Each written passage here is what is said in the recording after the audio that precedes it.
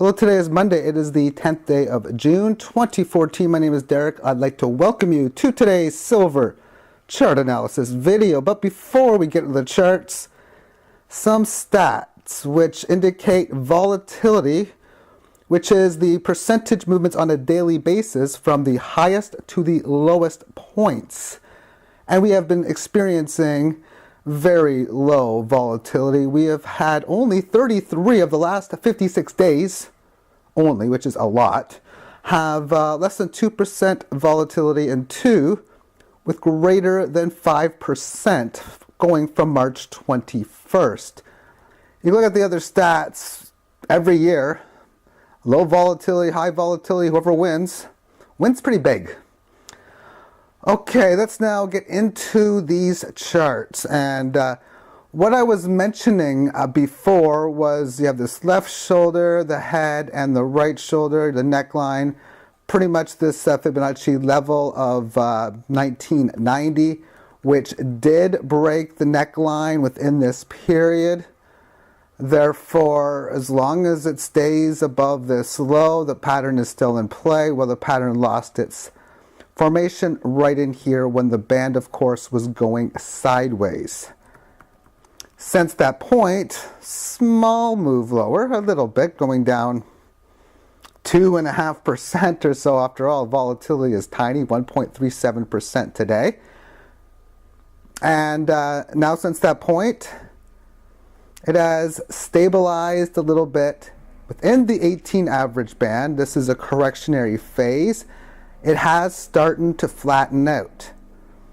It's got a long ways to go before you can say that this thing is out of a bear market, let alone into that of a bull market. But just like I've stated so many times, as long as it holds key levels, can start to get things moving into play, like breaking up higher, coming back to the band, and those are the things that you'd be looking for. Now, the key 19 levels, what I want to focus on in here. You have 19 tested here, here, here, and here. There's been a lot of tests within this level. And what it hasn't done, maybe until now, is find resistance at that level. But right here gives you the potential for resistance at 19. Now, today's candle is very interesting because it's broken above resistance, which has been tested really 3 days in a row, and that gives us the idea that a little bit of further momentum would state, okay, now I can start to think of either this being the failed move or whatever the rally is being that failed move for the possible fast move. Generally speaking, though, any breaks below these key levels that have been in play, you would expect a very high volatile move, and maybe in today's terms that would be about a 4%, 5%, and I'm saying that truthfully, sarcastically at this point. We're also moving closer to the 30th of June, which is a couple, 3 weeks away, and that's usually when the markets bottom for the year or when rallies come into play. Let's take a look at this now on a 3-day time frame. June 30th was right on last year's bottom. Bottomed at right in here, and then it managed to go up to 25.12, and since that point, it has yet to take out either this low or this high. Been in mainly a pattern of lower highs and matching lows, but barely higher. So I stated 19 tests here, here, here, here, here, and even here. So many tests of this area. So we're now in test number 1, 2, 3, 4, 5, test 6. Test 6 of 19. The more often support is tested, the more likely it is that it is taken out. It's also a very choppy moving formation within this chart because you had your big move lower, which at the top of this chart is 28 to 18. That's a large downside move. Get above this. Of course, I've talked about this failed move on several occasions, but it's been above the band.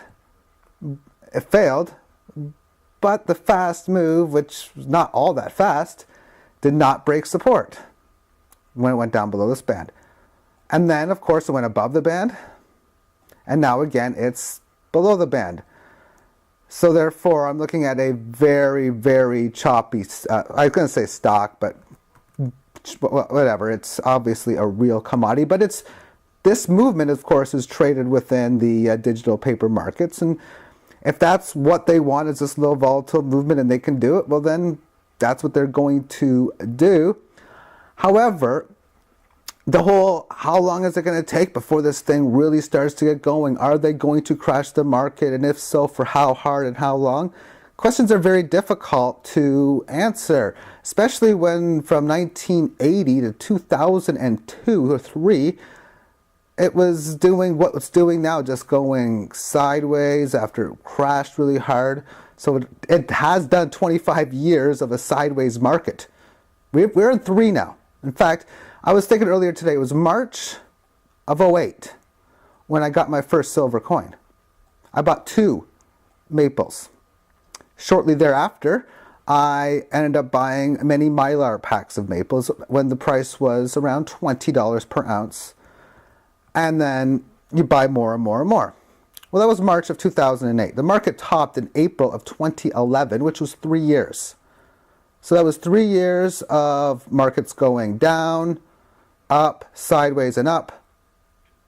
And the last 3 years and change, which is longer, has been going down, sideways, and down. It's going to go back up at some point, and it's almost, again, it's almost impossible to state that point. Final note, this you can make a pattern of a descending triangle. The resistance level right now being at about 20 and change. Still a decent amount of time before this pattern comes to a completionary cycle, or when this line meets this line. Thank you for tuning in for today's video, and I'll talk to you later on. Bye-bye.